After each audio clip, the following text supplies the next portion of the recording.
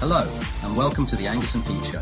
Views and opinions are strictly those of the presenters and their guests and should not be taken as advice. Goodness knows, we're not qualified to advise you about anything. Side effects may include mild amusement and occasional enlightenment with feelings of embarrassment, apathy, disappointment, and pity.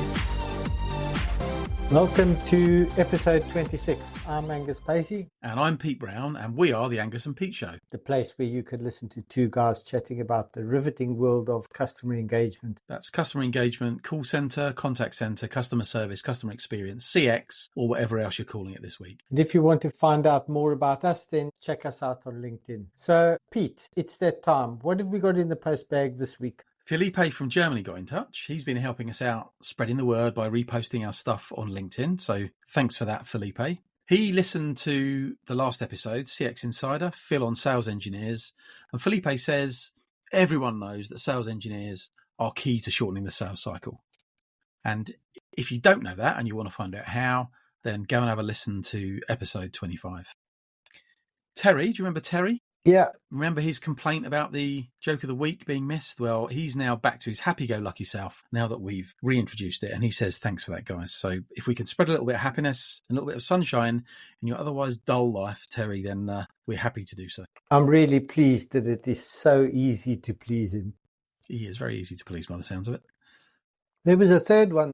I was chatting to Sebastian. He works for a large systems integrator as an account manager. Okay.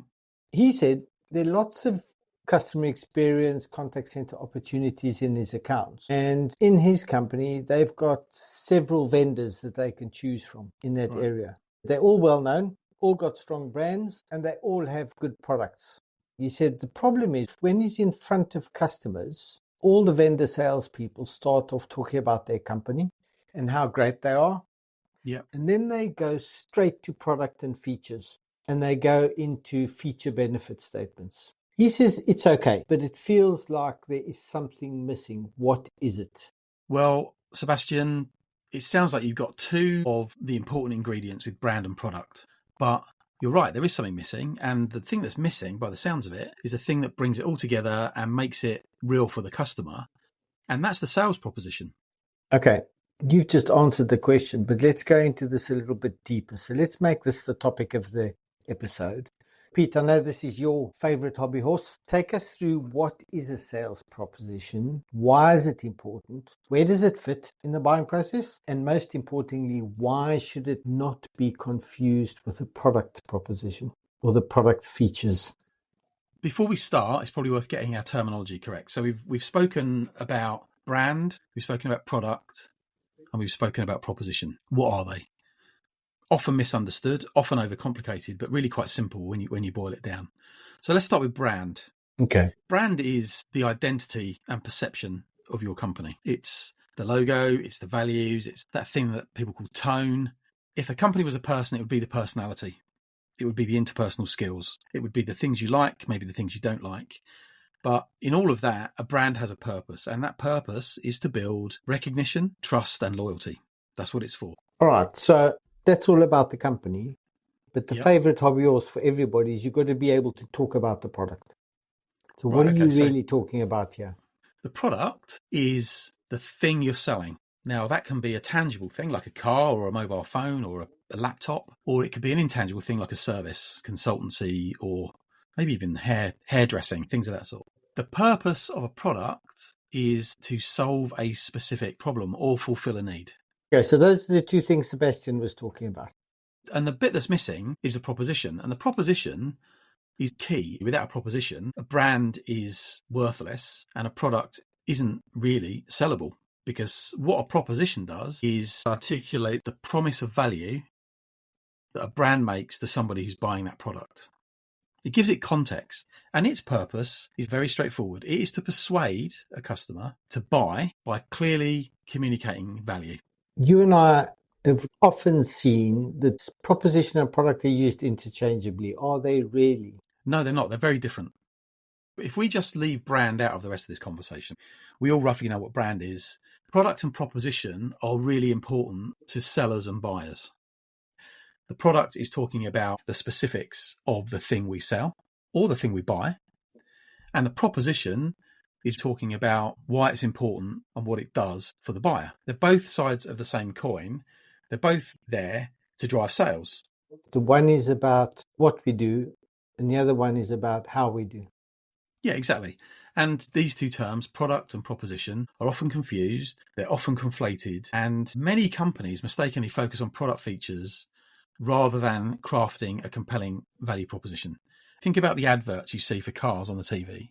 When BMW put out an advert, they don't give you a tour of the car and show you under the bonnet and give you a look at those lovely tyres and show you how the electric tailgate works and give you a quick how-to of the buttons on the steering wheel. They don't do that. What they do is sell you the dream of you and your beautiful wife and your sickly sweet kids and cute dog driving along in their lovely car across a beach in the sunset. People believe it. That's the proposition. Buy this car and you two can be the perfect nuclear family. Whereas what we see is sellers, especially in our space, spending hours talking about how to move the seat up and down in the car. Oh, yeah, absolutely they do. I think that vendors are much more prone to be product focused than resellers are. The technology vendors in the CX and contact center space, I think have got product focus quite bad. And as our world has moved from being product-centric to more of a proposition-centric world, a lot of CX vendors, a lot of contact center vendors haven't kept up with that. They're really struggling to move away from talking about product and into proposition. If you think about the way that things have shifted, historically businesses have focused on selling products. There was a time when product was king. But today, strong propositions, which include product, but they're about brand, they're about the services, they're about communication, they're about customer experience, that thing we do as a living, is absolutely essential. And confusing product with proposition leads to weak Me Too messaging, and it confuses buyers, and ultimately it compromises your ability to sell. Do you think this has been caused by the wholesale shift in thinking from on-premise, where IT was the customer and they were the ones that had to frame the proposition to the lines of business? It was all about selling the features because IT were packaging that up and essentially providing a value proposition to the business. Now in the world of the cloud, it sits with the vendors. They've got to have a proposition for everybody in that supply chain that resonates.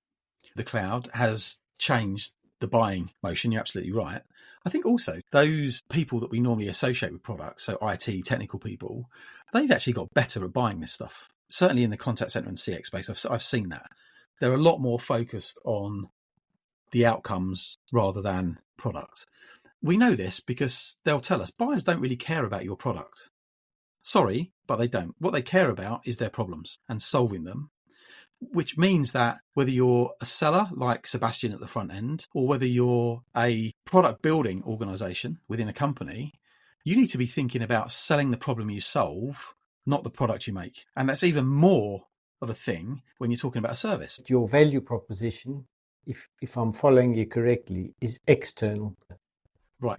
A couple of things. In my experience, if a buyer is product focused, if a buyer is asking you about your features and can it do this and can it do that, then one of three things is true. A, they're not a decision maker. They're not interested in the problems that you solve. They're interested in your product and its bells and whistles and features. That would raise a big alarm bell for me. B, they're wasting your time.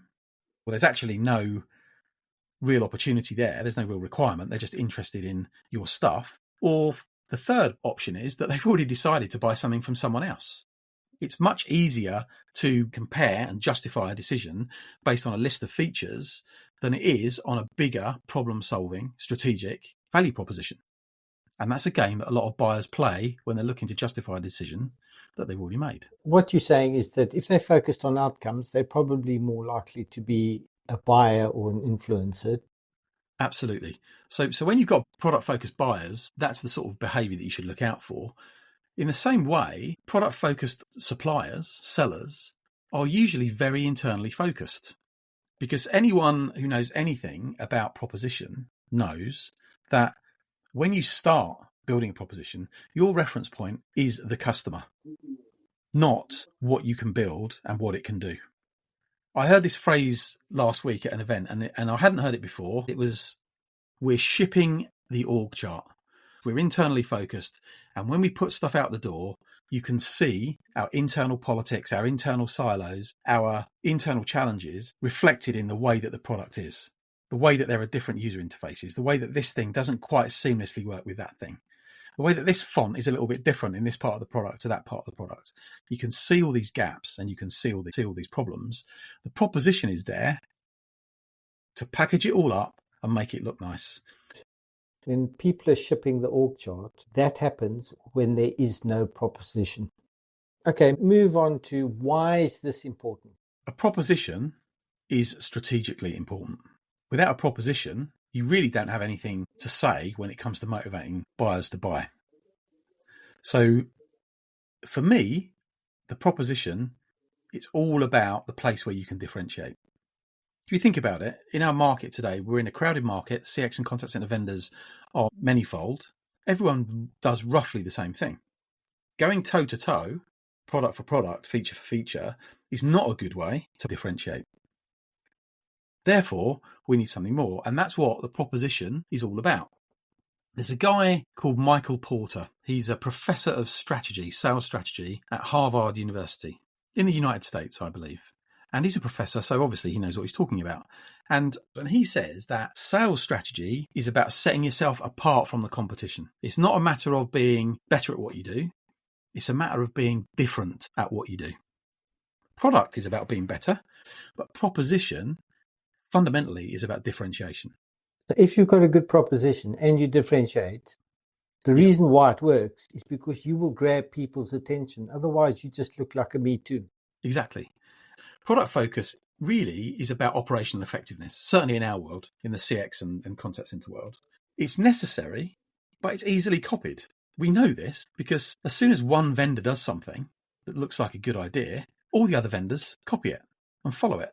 If you go back to CC Expo last year, there were loads of vendors all spouting forth the same crap.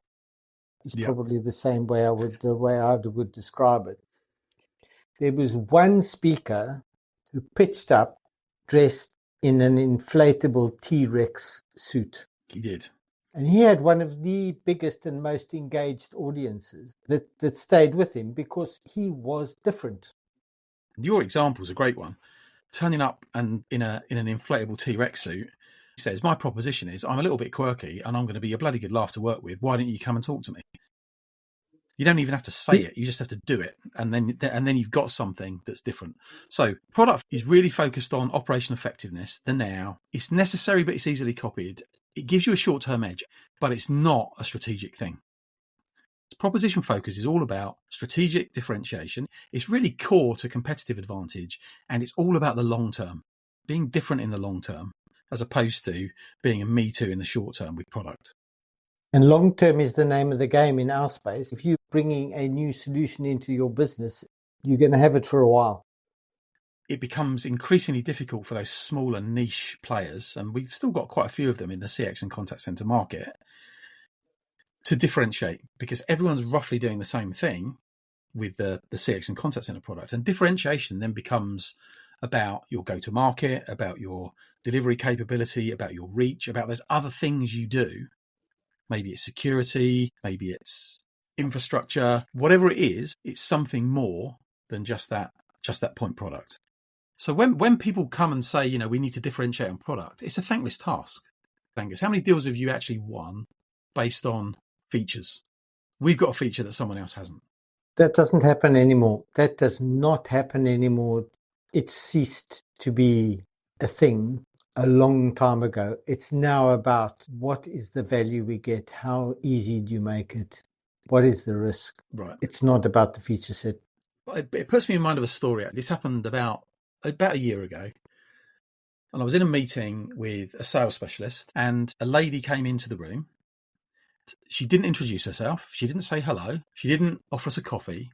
She just pushed a piece of paper across the table and said to my colleague, is there anything on that list you can't do? If there is, I've got another meeting I need to be in. That was it. That was the opener. So my colleague looked at this paper. It was a big list of features, some of which we didn't have. She said, they're all mandatory. If you can't do this, then we're not interested. So he said, well, give us 5 minutes. And I'll ask you at the end of that 5 minutes whether we can have another 5 minutes, and we'll see where we go. And what he did was, very cleverly, just took her through our propositions. So we got up to about 20, 25 minutes. He put a slide up. This lady looked at this screen and said, "Is that a standard part of the product?" "Yes, it is." "So if I buy this product, I get that included?"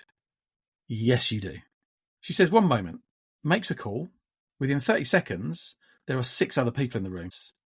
And it transpired that there was another project going on down the hallway to basically bring on a customer survey capability to the business, which they didn't have budget for. They were struggling to justify the spend. And all of a sudden, this contact center platform ticked that box. And all of a sudden, her list of demands went out the window and the whole tone of the thing changed. It was not about that feature or that functionality. It was about the way she could buy it and the way she could get around the budget constraints and the project constraints that she had. So a good proposition effectively allows you to reset the buying process at that point in time in your favor. Right, exactly. When you're in the buying process, you've also got to understand product and proposition when it comes to the language that you use. Product language is all about what the product does, and proposition language is all about why it matters to you. Depending on the stage you're at, depending on who you're talking to, each has its place. So first of all, if you think about the buying process, you've typically got 3 core areas. You've got the part of the buying process or selling process where you want to start the conversation with the customer. You want to hook them. Marketing, lead gen, that sort of thing. You've then got the piece which is about identifying and qualifying opportunities. So nurturing the customer, identifying an opportunity, starting to understand what the requirements are on the back of that. And then you've got the bit where you're really starting to sell and propose and close a deal. So quotes and more detailed information. If you think about it, the beginning of that process, the marketing, the lead gen piece, it's much more effective to use proposition language. As you get deeper into the buying and selling process, you start to bring in product language. Going back to the BMW advert, you don't lead with a whole load of product when you're trying to motivate somebody to be interested. You need to have a strong proposition. So essentially what you're doing is that you're hitting the things that are warm, fuzzy and feeling. You getting somebody really interested in what you're doing. Not how you do it, but interested in what you're doing. Yeah. And it's all around creating a bit of fear of missing out. Absolutely that. So there's the where you are in the process, and there's also the who you're talking to, because there's a similar landscape there. If you think about the personas involved in buying a contact center CX solution, whatever we're calling it this week, you've got people that are interested in business value and advantage. They're typically C-suite strategists, heads of. Yep. Then you've got people in our world that we call operations. So they are interested in benefit and functionality, but at an operational level, efficiency and effectiveness. So they'll be your contact center specific people. And then you've got the technical community who are really interested in features and capability. When you're talking to these people, the most effective approach is to talk to those people interested in business value and advantage as early as possible in the sales process. They respond to proposition language. Why does it matter? What problem does it solve?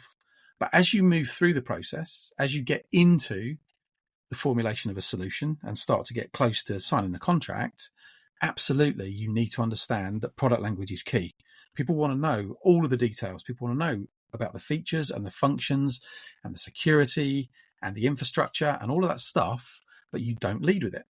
What does a good proposition look like? Because these are very difficult to craft. They are not easy to craft. And, So a good value proposition is clear, it's customer focused, it's compelling, it's persuasive, and more than any of that, it's easy to understand. So if you were going to craft a strong proposition for a CX and contact center product or service, what would you say? I'd say that we balance customer experience and customer service on the one hand with the cost of serving on the other. Our technology, for all of its complexities, for all of its choices and options, we balance the needs of the consumer on the one hand perfectly with the needs of your business on the other. That's a proposition. No mention of product, No mention of bells and whistles, but something that everyone in the C-suite can understand. What you've done, without talking about any technology, is tick the boxes that every one of those C-suite stakeholders, the real ones, the CFO, the CEO, the CIO, the customer experience officer, you've ticked all their boxes for them, ranging from we need to make something better all the way to mitigate the risk and the cost. So it's important that you boil it down for the buyer. It's also important that everyone understands this. So I can tell you now, Angus, I've been in real meetings, in real organizations in the last few years, and I've spoken to developers and product managers who clearly don't know why they're building the product they're building. What is this actually doing for the customer? They can't articulate it in proposition terms. When you say to them, this is why we're doing this, everything we do, everything you build, every idea you have needs to fit with this proposition. That is a game changer for technical people, for people that aren't customer facing, for people that are in support and customer success. And that is why a strong proposition is absolutely key. A strong proposition is as effective internally as it is externally. Back to my hobby horse. If you do not understand the problem that you are trying to solve, you will not be able to come up with a proposition. What we see at the moment, because contact center and CX business is moving so quickly, I think there are a lot of people that are getting away with a much more product-centric view of life because things are moving so quickly. They're getting a short-term hit with features. They're moving on to the next thing. They're moving on to the next thing. But we're already seeing in AI product without a proposition. We spoke about it a few episodes ago. AI is not delivering the business benefit that was promised because the proposition is weak. The product is strong, but it's a product looking for a problem. We'll get there. Let's be fair. There are a couple of problems that we could solve. People just haven't figured out how to articulate. So ultimately, a proposition is the thing that makes your product sellable. It makes it nicely digestible, nicely understandable, nicely packaged for the buyer and gives you a place that you can persuade him to do the right thing. In many respects, it is a packaging exercise. There's a comedian in the UK called Jimmy Carr. He's not my favourite comedian, but he does say things occasionally that make me smile. And he said, you can't varnish a turd, but you can roll it in glitter. If your product is less than perfect, if your product has a few issues, and we all know that that's pretty much every product in our marketplace, a good, strong proposition can make that palatable and even compelling for the buyer. You really do forget that at your peril. So Angus, we've done quite a lot of chatting. We've waffled around a little bit, or I have. What are the takeaways for you?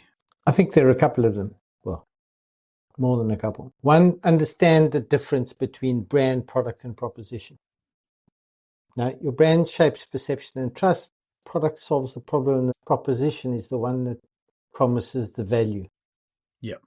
Brand is always well understood. Product and proposition get confused, and if that happens, then your marketing efforts are going to be misaligned. I think that's kind of number one. Yep. Following on from that, product is not the same as proposition. Product is what you sell.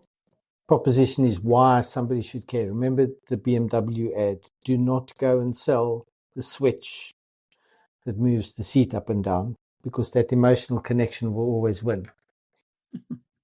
The third one is difference between being product-centric and proposition-centric. These days, the market demands more than a product. That total service, brand, and experience. If you focus only on product, you're going to be a Me Too runner, and you're going to be forgettable. Absolutely. I think for vendors that are starting to craft this, or whether you're in a startup or a big one, it doesn't matter. Start with the customer, not the product. You've got to understand what the problem is that you're trying to solve. Buyers are focused on their own problems, not on your product specs. I think that's really important. The other one is proposition gives you that strategic differentiation. Differentiating is key. Make yourself look different. because Yep. everybody else is going to have the same thing. People can copy features, but they can't copy easily a customer-driven proposition. And it also gives you that competitive edge and an easier sales conversation. But the other key thing is look at who your audience is. Use the right language at the right time. Tailor your messaging to the buyers that are in the room and where they are in their buying process, because you need to do that to get max impact. So you were listening, which is good. I think you nailed it. I think that's a really good summary of what we've just spoken about. And with that, we'll be back next time with episode 27. In the meantime, follow the Angus and Pete Show page on LinkedIn for news and notifications, and please message us directly to tell us what you want us to talk about, how we're doing, and also keep that post bag bulging. So before we go, it's Joke of the Week time. So this week, this is a true story, actually. It's quite amusing, but it's a true story. There's a little bit of a lesson, a proposition lesson in here as well. Back in 2007, a lady called Susie Bettis invented a toilet spray to eliminate odour in the bathroom. Okay, And keep this clean, Pete. And this was in a crowded market. But what she had was a different approach. And her approach was, rather than doing your business and then spraying around afterwards, her product, she found, was very effective when you actually sprayed it into the toilet bowl before you took action. Very effective, worked very well. However, no one wanted to talk about it. She went to investors, she did market research, and it was just all a bit, this is a bit weird. You know, it's not what we're used to. We don't want to talk about poop, please. Please, we don't want to talk about it. It's a bit too hands-on. So she changed her angle. And what she did was she launched a campaign and a video called Girls Don't Poop. And it was all about a very prim and proper British lady sitting on the toilet, delivering lines like, "Oh, you wouldn't believe the mother load I've just dropped," and then wafting out of the toilet with no one noticing, because she'd used this spray before you go and no one will know type tagline product. She came up with a short, clear, amusing, slightly unhinged, very different proposition, and her sales rocketed. This company is called Poo Pourri. You can go and check it out. And she did incremental $4 million in sales in the first week. And she's now, well, minted. She's worth hundreds of millions of dollars, and she's gone on to do other things. But that is the power of the proposition and the differentiation that it brings. But there you go. Proposition versus product. Anyway, Angus, I think we're done. I think so as well. Cheers, Angus. Cheers, Pete. Thanks for tuning in to the Angus and Pete Show. Remember, it's based on the personal views and opinions of the hosts and their guests. If you're feeling aggrieved or litigious, take a chill pill. There's already enough stress in the world. Don't forget to follow our page on LinkedIn and subscribe on your favourite podcast platform for more episodes. We'll see you next time. Oh, and tell your friends.